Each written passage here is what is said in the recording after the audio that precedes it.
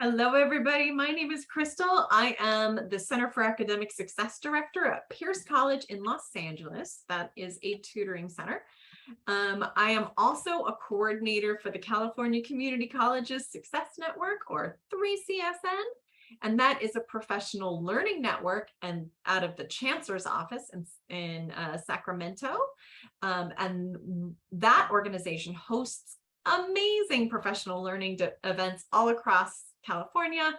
And they host this event where we get together every Friday at 3 o'clock and we get to talk about all things peer education related. By peer educators, we mean tutors. We're talking about SI leaders. We're talking about coaches and mentors. We're also talking about faculty, staff, administrators, students, anybody who wants to learn more about how learning works. And specifically, we're talking about this within the context of peers and near peers helping students. So super happy to see you all here. Every week we host a different speaker from a different college talking about something that's important to them or talking about something that has worked for them, awesome for them, something that needs to be talked about. And I am so excited to have Timran here from CSU Long Beach. I've known Timran for 3 colleges now. Oh my God, yeah. Right? Don't make me feel that old. God, jeez. And Timran just like collects awesome wherever he goes. And at this point in his career, 3 colleges in, he has built up a giant arsenal of awesome. So peer educator guru, he's going to come and talk to us about lesson planning and metacognition and Bloom's taxonomy. And we're just so happy to have him here doing this series again. He's done it before. And he just kills it every time. So thank you so much for being here, Timran, and take it away. Okay, so let me do the typical Zoom dialogue of let me share my screen.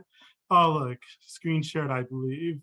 Cool. So today we're going to talk about metacognition and lesson planning. This is an adapted training that I actually use with my own SI leaders. So it's about defining metacognition, how it works, and how metacognition does apply to the different phases of a tutoring or SI session. So as Crystal said, I bounce around at a few colleges, but I'm currently the coordinator of supplemental instruction at Cal State Long Beach. So public 4-year, if you're not familiar. So Crystal already revealed a little bit of this, but in case you haven't yet, love to hear who you are, who's in the room. So if you can please, drop your name, your college, your role, and one good thing that happened to you this week. So for me, I didn't realize 4 years in that my coworker's husband plays Destiny 2. So we start playing together. So now I have a Destiny friend. It's beautiful. It's fun. Playing Destiny by yourself gets old real quick. I also play video games. So who I am. In addition to the 3 colleges I bounced around at, I've been active in 3CSN for a while. So that's how me and Crystal known each other. I want to say since 2016, 2017, somewhere around there. So we've done a few different learning assistant project things, tutor expos, regional meetings, things like that. Some of you might know me from ACLA, so I apologize after the fact of all the emails I used to send out and bother y'all for. So I'm not on the board this year, but I am an active member and I'm part of the conference subcommittee, taking a step back to focus on my own personal interests, just to kind of find out that mystical work-life balance. Still working on it, but I think I'm getting a little closer. So what are we doing today? What are we here for? It's Friday afternoon. So here's my objective for y'all. We'll be able to define metacognition. Like we can actually say what the term is, and we can sound super smart and brilliant when we do talk about it. Identify the key components of a lesson plan and how a lesson plan has a relationship with metacognition and how these 2 things are inherently integrated. And if you happen to stay for the 4 o'clock part, we will generate activities to help us best see like where we can tackle different levels of Bloom's taxonomy. And I'll get into that in a little bit more detail. So how are we going to get there? Well, first, I want to give a quick overview of Zoom. I know many of us have used Zoom in the past few years because of socioeconomic historical things way outside of our control that had a huge gigantic impact on us, but I like to do a review just in case. We'll start things off in an inductive opener of how metacognition does work or can work. how I talk about metacognition and lesson planning at my institution. So a little bit of it is going to be me just talking about how we approach a session. It may look very similar to yours, it may look different. But my intention is to show like, this is how we do it, this is how we connect it to, and hopefully there's information and ways for you to kind of consider how to talk about metacognition and integrate these things a little bit more explicitly with your students. And then we'll wrap things up with a metacognitive literacy activity. So really highlighting how metacognition can work intentionally and well when we do it intentionally. And then we'll do what's called a cute little trolley stop, 4 o'clock. You know, if you got other things to do, you need to wrap up your day, maybe like get a head start on the commute home. If you're not working from home, you know, we'll give everyone a pass.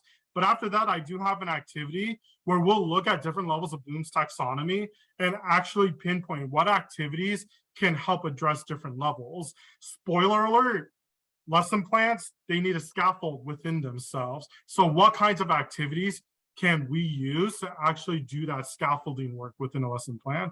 So if you stay, you get some of that, and I'll show you how I've organized my activities. So even if you're like, I'll do the activity, I guess, if you stay, you get to see how I do it. So hopefully there's some incentive there. Okay, so kind of already went over how this works. So for now, by default, everyone will be muted. I do have some lovely people from 3CSN, Crystal, and a few of her students. They'll be monitoring the chat. So if you have any questions, I have given them the green flag to interrupt me no matter what I'm saying in a moment. So we can, we can talk about it a little bit, answer some questions, things like that.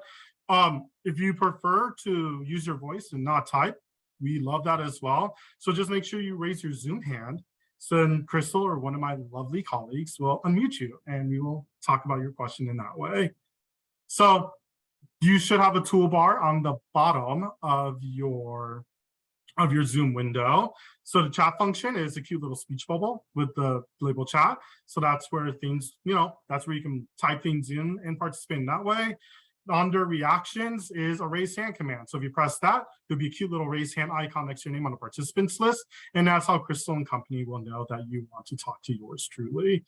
So I know that was a pretty quick overview. Oh, and of course, unmuting yourself on the very left of your toolbar. You just click the little microphone thingy to toggle mute and unmute if you're not already familiar. And community agreements. So, I encourage participation, interaction, whatever way is most comfortable for you. If the chat is popping off, beautiful. I love the chat. When in workshops, I'm like the one that makes jokes and contributes via chat. So if that's your bag, go for it. Of course, unmute yourself. We'll be talking about, metacognition lesson plans. So, my biggest ask is give yourself permission to explore new tools and ideas. This isn't necessarily a new concept, but the way I'm presenting it is, how I like to understand, how I like to share with students. So be open if you already have a good understanding of metacognition, you do something with your students. Metacognition is a pretty weird and hard concept to grasp if you're not already familiar with it. So we welcome confusion, we welcome questions, we welcome opportunities to dissect it. And I think the most important part is just be kind to yourself and be kind to others. Shit is hard. Life is hard, y'all. I already see a couple of people nodding. So we know what it is. It's Friday afternoon. So, be sure to, show yourself some grace if things are confusing. Show others grace if they're still trying to wrestle around with the concepts and things like that. We're here for a good time. So no meanies allowed. Okay, wake up time. So whether you are sitting or standing, I encourage the standing because most of us sit all day, but I am not going to tell you which one to do. So in whatever position you are, sitting or standing, I'm going to ask you to do two things simultaneously. With your right foot, I want you to lift it and rotate it clockwise. And with your right hand, so you're using the same half of your body, draw a number 6 in the air. And I want you to try to use these motion, just try to do this in a way that works for you.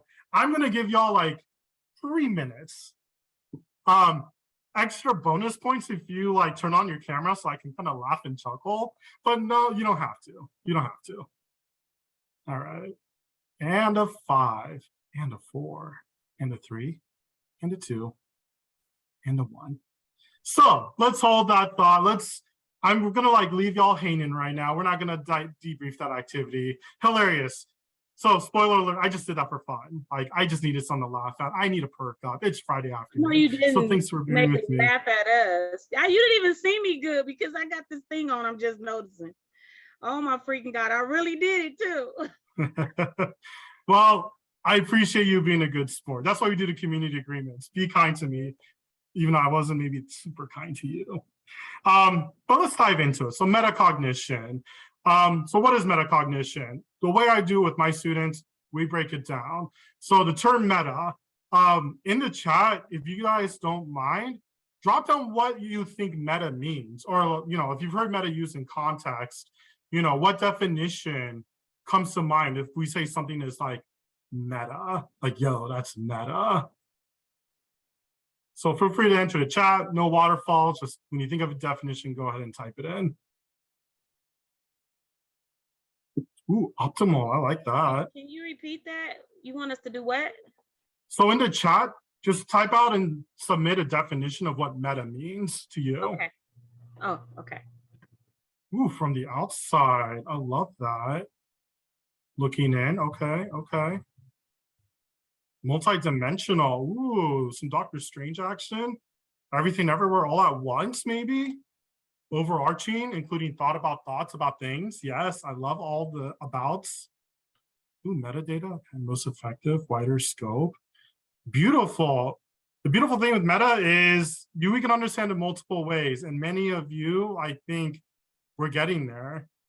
So the dictionary definition, because I like dictionaries. I'm an English major. Oxford's my homie. It's shown to suggest an explicit awareness of itself or oneself as a member of its category. So you might hear like a movie being meta. So that's like a movie that's talking about being a movie. I wish I can give you an example off the top of my head, but I did not make a note of that. But if you're a comics reader and you know Deadpool's a good one. Breaking the fourth wall, commenting on itself. So when Deadpool is talking to the audience, and it's like, oh my God, like what the fuck? Like that's being meta. It's referring to itself, like while it's doing its act. So let's pair that with cognition.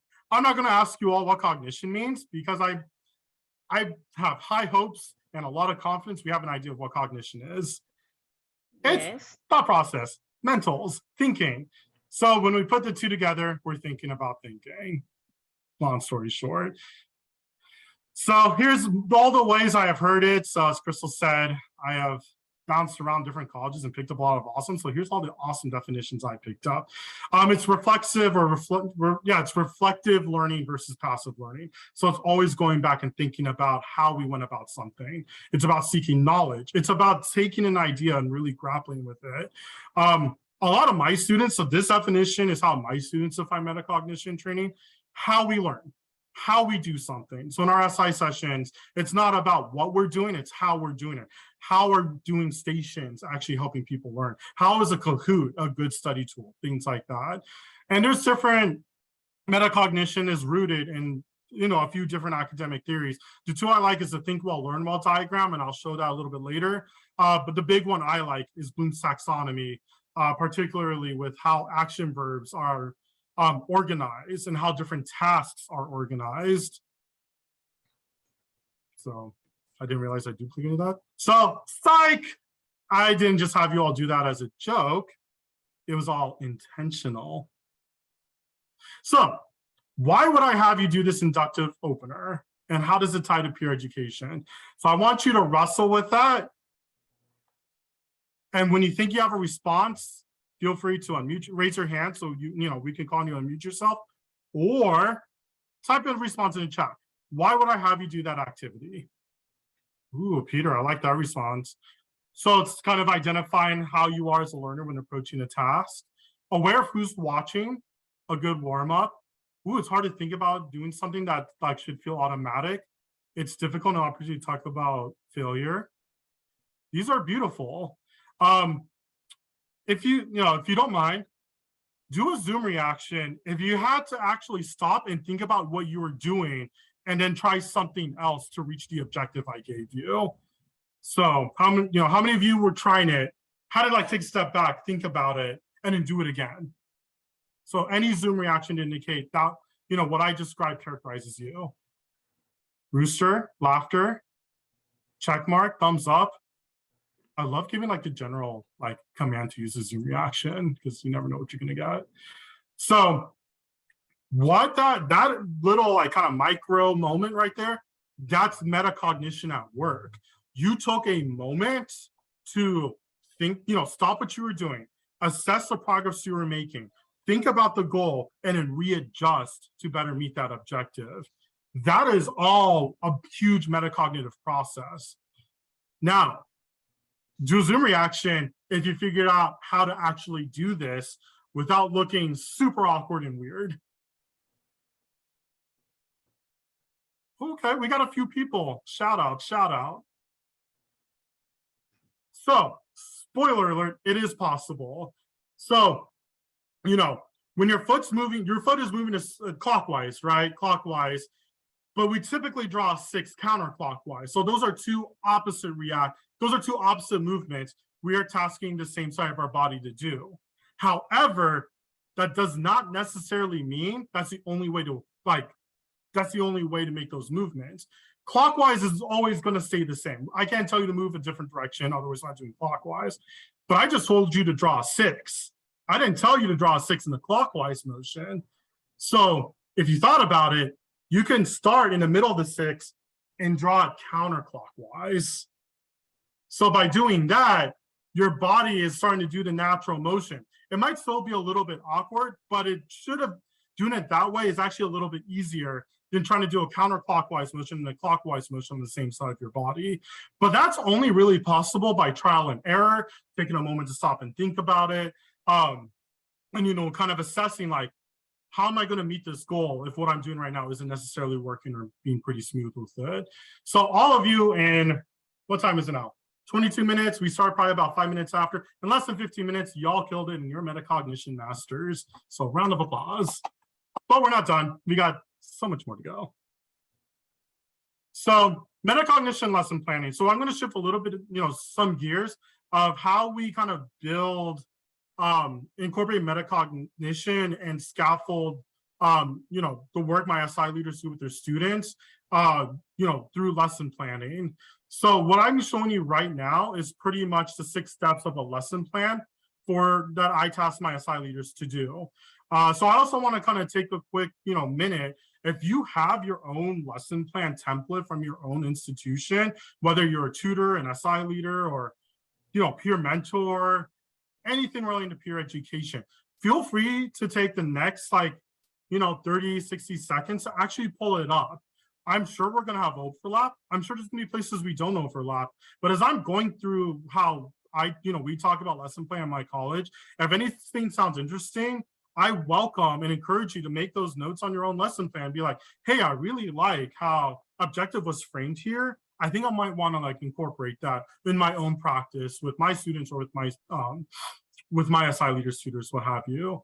So rather than give you mine, because everyone does things a little bit differently, I want you to work off what you're most comfortable with and what you're most familiar with. So we'll take a quick mini breather. I sit down all day, so I encourage all of you, just take a quick standing break as you're pulling up your lesson plans, stretch, do what you need to do, and we'll move on very shortly. Okay. So hopefully you have your lesson plans out or even a pen, like paper and pencil. So the main way we talk about lesson plans, we connect it to Bloom's taxonomy. The reason why I love Bloom's taxonomy, and I think it works well with my students, is it provides a really good model of how to scaffold students' understandings and learning. As with a pyramid, the bottom is always foundational. And as you get towards the top, you get more focused. So, when my SI leaders are thinking about, what topics do I need to cover? What should I do with my students? The big first step is, where do you want to see your students start during your session, and where do you want to see them wind up? So maybe students just learned new content that day and they're having a lot of trouble remembering terms. Oh, remembering. Hey, let's start here. And then maybe an exam is coming up where a lot of questions are application based or there's critical analysis. So that's where they have to wind up. So SI leaders can already start thinking about like, okay, if we're starting here, that means over the course of the unit, over the course of a session, over the course of however long a student has to need to meet their final goal, they need to like move multiple levels. So that means there needs to be some work happening to get from the bottom layer to the middle layer. So this is how we talk about our lesson planning is we need to identify the objective where they need to wind up, but also where they're starting and where it makes sense to start. So again, I like Bloom's taxonomy because it provides a really good visual. And as you can see, there's a lot of good verbiage of the different types of actions and things we want to see students be able to do as a result of our interactions with them.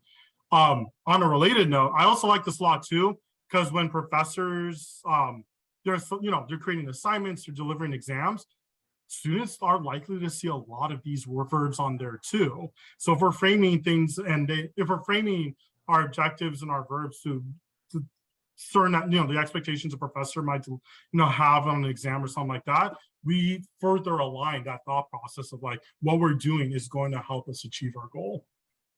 So Bloom's taxonomy. So here's how we start things off. The objective, where do we want students to wind up on Bloom's taxonomy? So obviously we go over the what content we have to go over. What, for chemistry, it might be thermodynamics. I'm not a chem person, so apologize if I totally butchered that. But if it's English, critically analyze Macbeth. So the content, the objective is, again, where do we want them to wind up at the end point of our session, the week, the unit, whatever length of time. So what level do we want to see on? What observable, measurable actions do we want them to see? So if I'm using analyzing, I might want, my objective to be, by the time we're done working with the student, I want them to compare and contrast, which is a pretty high level. Both of these two things are key. The what and the how is essentially how I ask my students to build their objective. So it's not just the content, but how are we going to get there? And usually when we're talking about the how, we're already starting to go in a metacognitive direction. So for building an objective, it's usually, I already went over this. I'm sorry, my slides were a little out of order. So a good sentence starter asks for my students, by the end of the session, we joke at SWABAT, and that stands for students will be able to. And then I have them pick a verb from Bloom's taxonomy. What makes the most sense for the hour of the week we have? So again, questions to consider: what level of understanding is realistic? What level makes sense? My SI sessions are about an hour to 75 minutes, depending on, the room schedule and things like that.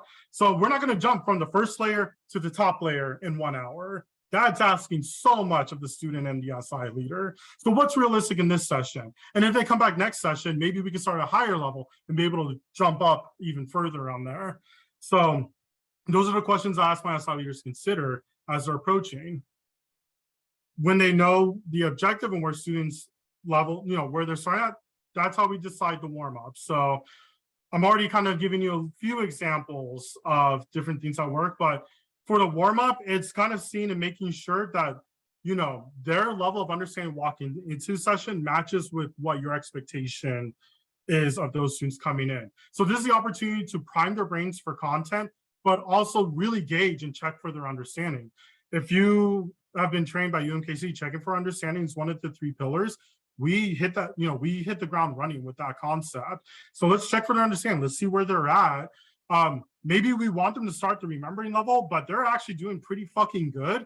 And we can maybe start a little bit further, or maybe we can accelerate this process and start further down the line in our scaffolding.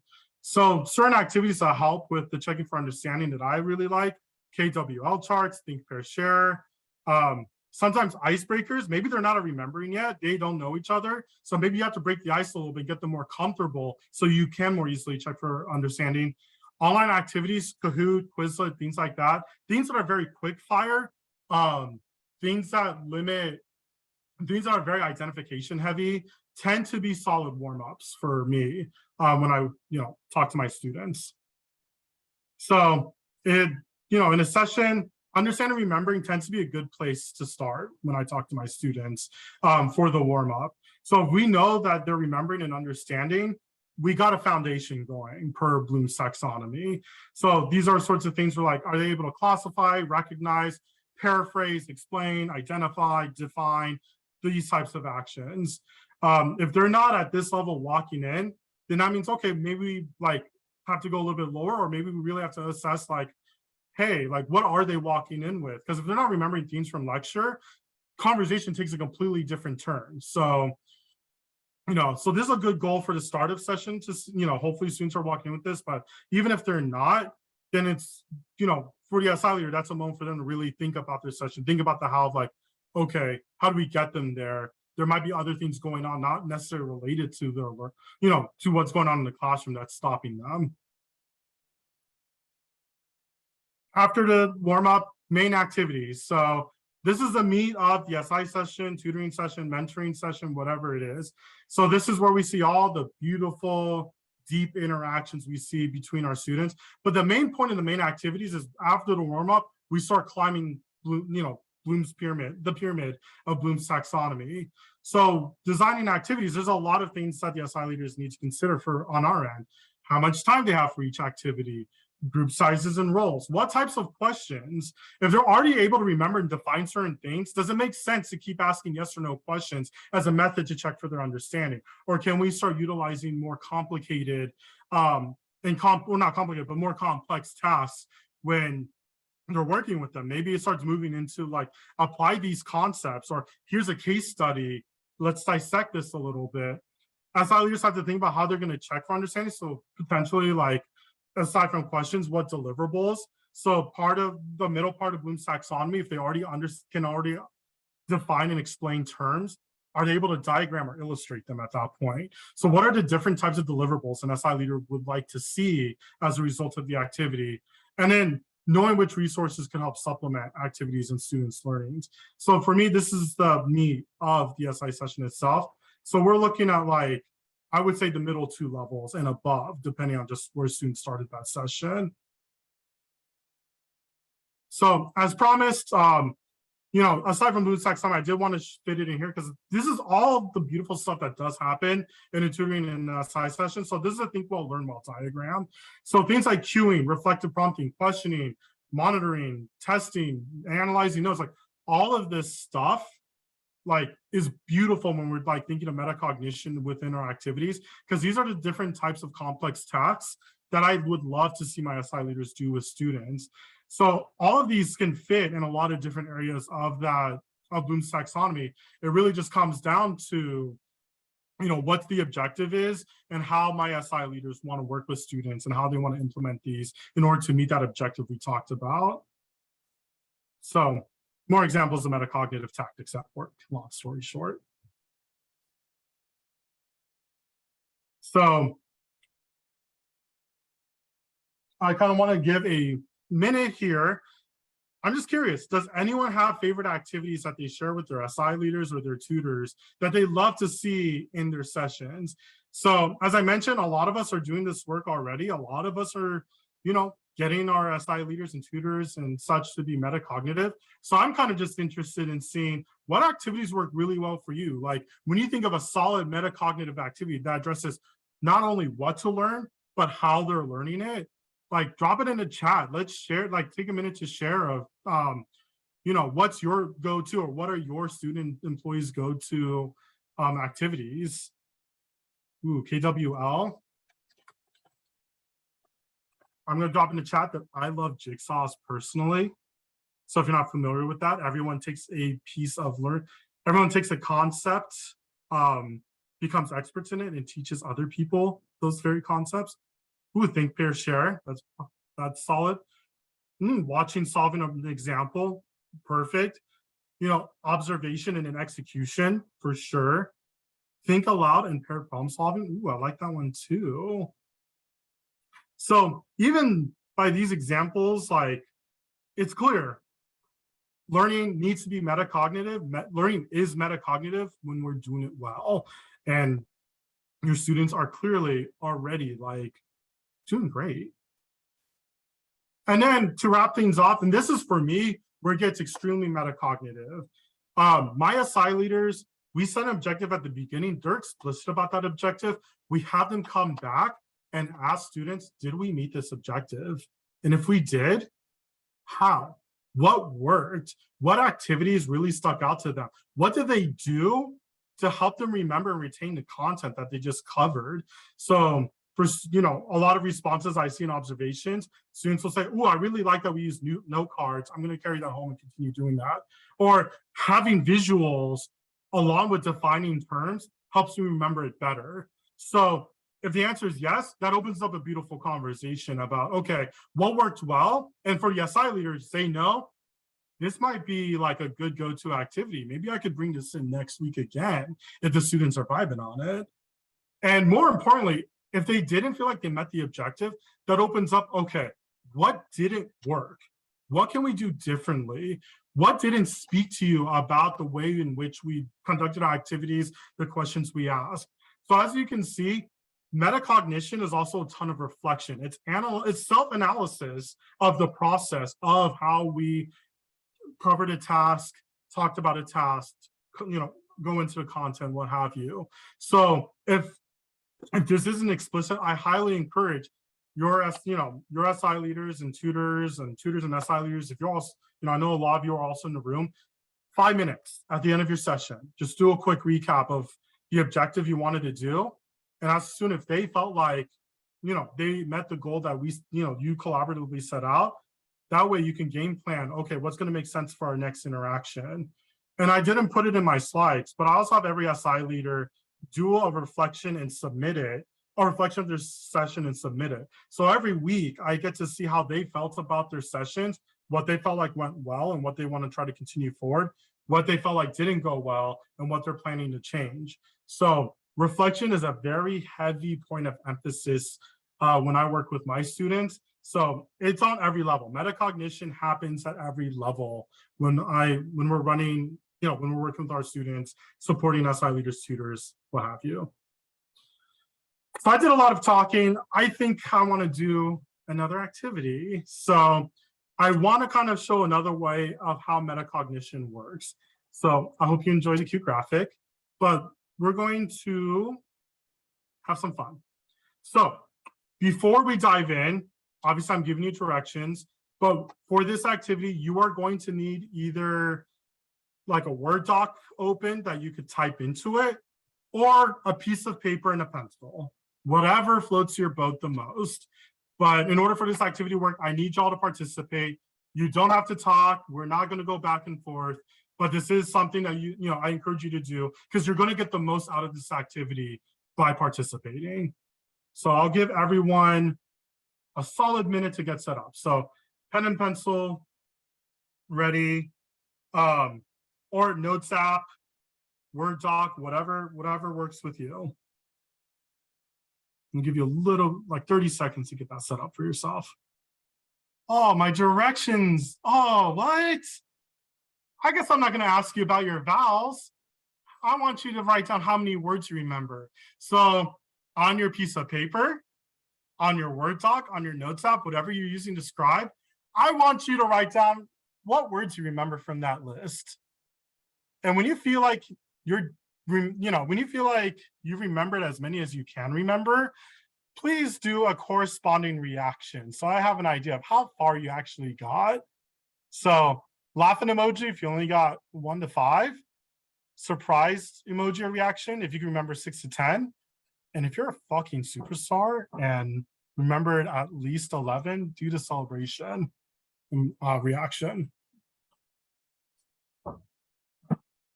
Okay. Craig might have done this before. Ooh, I like the skull emoji. I'm going to widely assume that means 0. So that was pretty unfair. Like my directions totally didn't match up with what I wanted to see out of this process. So you know what? That's my bad, y'all. Like I was a little tricky. As you can tell, my personality, sarcastic, a little sassy, but I'm going to give everyone another opportunity. So I promise there's no tricks this time. I'm not fooling anybody. I'm going to show you the same list of words. I'm not changing it up. You know, cross my heart, hope to die. You have 30 seconds again. And this time, you're going to look at the list, try to remember the words themselves, and you're going to write as many words as you can remember. And you know what? If you're using a piece of paper, fold it over. Like, let's not cheat. Let's start from 0 again. If you're on your notes app or a Word doc, Control Alt and delete everything, because it's only fair for ourselves to always start from the beginning. So give y'all a few moments to do that. So hopefully your paper's folded over, or you just ripped it off and threw it in the trash. Your notes app is empty.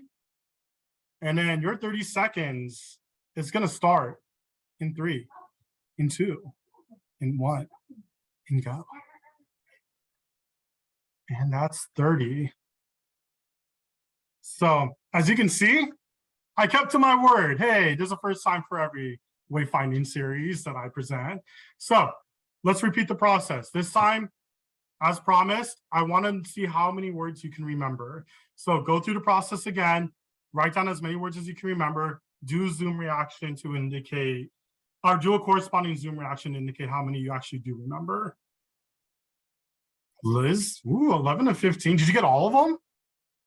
Oh, okay. I was gonna say, dang, 2 rounds? You already jumped? That's crazy. Okay, all right. So the one thing I could definitely say is that there was an improvement from the first time you did it. Yes, you saw the words once already, but I also think just me telling you straight up, I want to see you, do the word, or like remember words and write down the words, probably helped also, because you knew what I was looking for. So I kind of want to highlight a quick thing. These are the first 3 words or first 3 terms of the list. In the chat, can anyone see something interesting between these 3 words? I got that looking at the second time. I was like, oh, okay. Oh, okay. Yeah. That's why I could remember. So you're ahead of the curve, Liz. So as folks are dropping in the chat. Even though broken clock is right twice a day. I use that term all the time. That's great. That's funny. So as Liz in the chat have indicated, there was a relationship between the words this whole time. We're counting up. A single dollar bill. When you roll dice, you usually roll 2 dice. A tricycle has 3 wheels. So as you can see, the first term corresponds to the number 1, second term number 2, 3, 4, 5, 6, 7. So surprise, you had a pattern under your nose the entire time. So we're going to do this one last time. Hopefully, knowing the pattern might unlock something special in this 3rd round. So if you have if you have your current list of words, let's repeat the process. I want to start from the beginning again. So if you're using a word processor like Word or Notes app, delete it all. If you're using a piece of paper, fold it over one more time or get a new piece of paper. Because I really want to test and see if knowing a pattern has a big impact on how much you remember. So I'll give you all about 10, 15 seconds to get reset. Okay. So you should have a fresh sheet. Don't be writing, don't be doing none of that in the next 30 seconds. I'm going to show you the list of words. You have 30 seconds to look at the list of words. Remember the pattern. 1, 2, 3, 4, 5, going down the list. After 30 seconds, we'll see how much you remember. Your 30 seconds starts in 3, 2, 1. 3, 2, 1. All right. Write down as many words as you can remember. And bear in mind, everything had a pattern this time. 1 through 15, to be exact. So I'll give you all about a minute to write as many words as you can remember. So the big point of emphasis is knowing a pattern, knowing my clear expectations and the outcome I hope to see. Many of you, at least progressively, have done better in each of these rounds.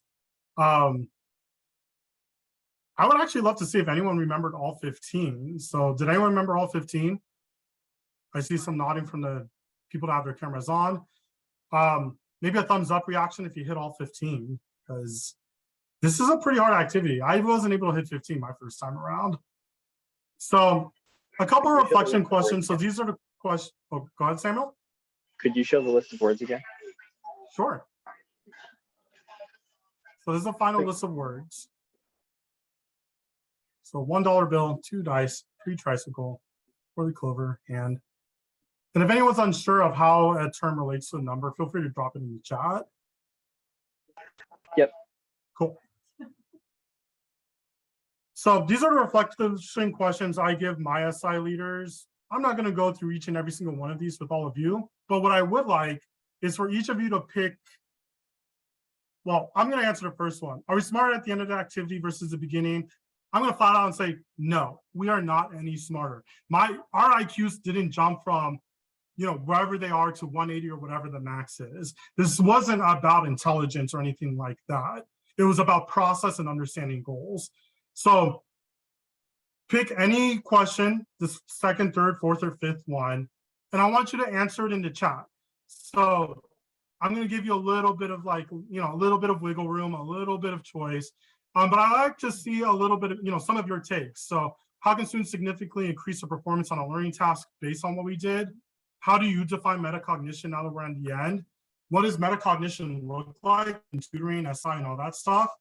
And then, since I'm an SI, I have SI leader, but we can substitute for tutor. What does it take to be a good peer educator, whether it's tutor, SI, or what have you? So pick a question to answer, drop it in the chat, because I would love to see, what is kind of your big takeaway from this activity and a presentation at large when it comes to metacognition.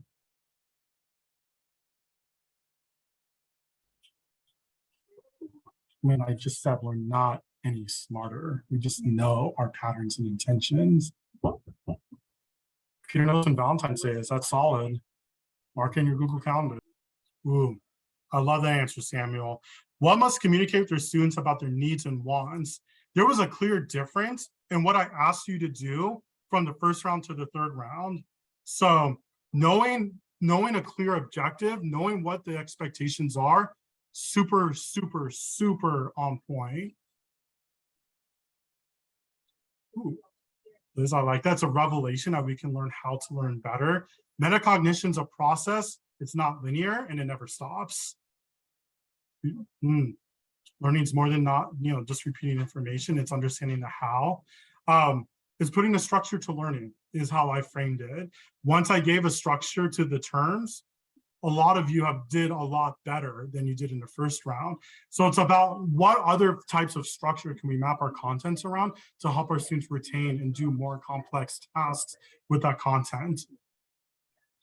Metacognition is learning about learning. Always look for patterns. Love it. Ooh. Scaffolding, because you can only scaffold if you know where your students are and where you want them to be and what tasks you're using to keep elevating Bloom's taxonomy. Ooh, Lindsay, I love that too. It really matters what you're focusing on and what you ask your students to focus on. And metacognition is, it's repeatable, it's repetitive. Good metacognition, we're always kind of recursing back a little bit because in order to know what went well with our learning and what didn't go well, we have to go back and reflect and think about it. So it's always like, we're going to take a few steps back to leap forward, another few steps back, leap forward. So I really like your response, Cassandra.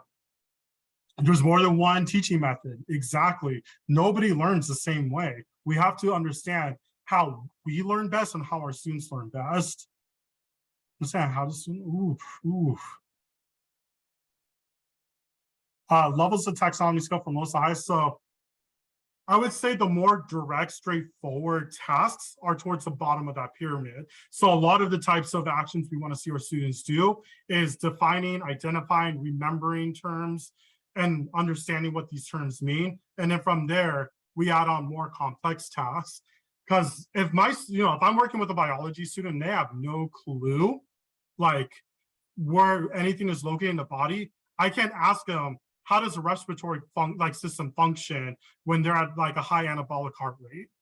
Like that's just not fair, we have to go back down to the basics, to the most straightforward terminology, vernacular, in order to get to that level. So these are a lot of beautiful responses. Thank you all so much for sharing. Like, these were amazing. So I think we're at a good point to come to our trolley stop. Ding, ding. So for the next half hour, it's going to be a little bit more casual, low key. I do have a reflective type of activity. So depending on how many people we'll have, we'll probably do it in a large group unless there's enough for breakouts. But I'm thinking, like, you know, since we're at the end of a Friday, we can also do this a little bit more individually. So essentially the activity is going to be, I'm going to give you a copy of Bloom's taxonomy via a Google slide. There's going to be a table next to it. And you're going to think about all the learning tasks you do with your students, with your SI leaders, with your tutors, what have you, and kind of start organizing them based on Bloom's taxonomy. So if the more effort you put into it, the more of a roadmap you have of what activities can start scaffolding or can be used to scaffold from one level to the next. So, you know, please, you know, stick around if that sounds interesting to you, but I recognize it's Friday at 4 o'clock. So Crystal, do you have any announcements before I dive into some ACLA things? Yeah, just real quickly, I put some links in the chat. If hopefully you can stay until 4:30, but as Timron said, some of you got stuff to do, so we got to go. In the chat, there's a link to facilitate a workshop like this in spring 2023. If you are thinking about doing one, but it seems a little overwhelming and nerve-wracking for you, don't worry. We scaffold. We're peer educators. We're all about scaffolding. So we will help you put something together. Don't worry, you won't be all on your own. And of course, please do give us some feedback and join us for those future sessions. Next week, we'll have another wonderful session on what zombies can teach you about peer education from UMKC. That sounds tight. Cool. And then in case you're not plugged in, as I mentioned at the beginning, I am a member of ACLA. I'm a subcommittee member for the conference planning team. So there is a tutor forum coming up. The person that replaced me on the board is doing a wonderful roundtable discussion on how to empower tutors and SI leaders and peer educators at large to set boundaries and set expectations during the session. Oh my goodness, what happened? Sorry, y'all. That's what happens when I try to scroll. So if you're interested in that, I'll put a link in the chat when we take a quick little mini break. And then be on the lookout on pretty much every the Learning Assist listserv, the ACLA listserv, the SINet listserv. If you're plugged into the Learning Center Professionals Discord, we will do a call for proposals for ACLA's 2023 conference. It's going to be online. So the good news is it's going to be a lot cheaper than other conferences because you don't have to worry about airfare, travel, food at restaurants that are overpriced because we're in a hotel, things like that. And the fact that it's online, if you've been to the conference before, it's going to be set up very similarly, where if there's any sessions you wanted to revisit or you just weren't able to attend, you'll have access to every session for a year after the conference. So, you know, unlike a live conference where you can only go to however many hour blocks are given, you have access to every presentation with the ACLA conference. So, you know, please think about, you know, submitting a proposal and presenting, or just coming through, hanging out. And then Liz, I see you have a question. Yeah, I just wanted to say, unless you've changed things, it's free for tutors, correct? It is. Thank you for reminding me. So the one thing, at ACLA, the reason why we're such good friends with Crystal and CSN, we really want to create as much equitable opportunities for tutors, SI leaders, and peer educators to get high quality professional development. So if you're a student and you're working as a tutor, SI leader, peer mentor, somewhere in our umbrella of peer education, you would get to attend for free. You just have to register. So we welcome anybody at any level that is involved with peer education. Students are free. So thank you so much for your reminder, Liz. Cool. So I think we'll take like a quick 60-minute stretch break, breathing break, drink water break, what have you. And then if you are still here with us, we will go through a mini reflection of activities that really address different levels of Bloom's taxonomy. and kind of getting a visual sense of how we can scaffold these activities, how these activities can be put together to scaffold. So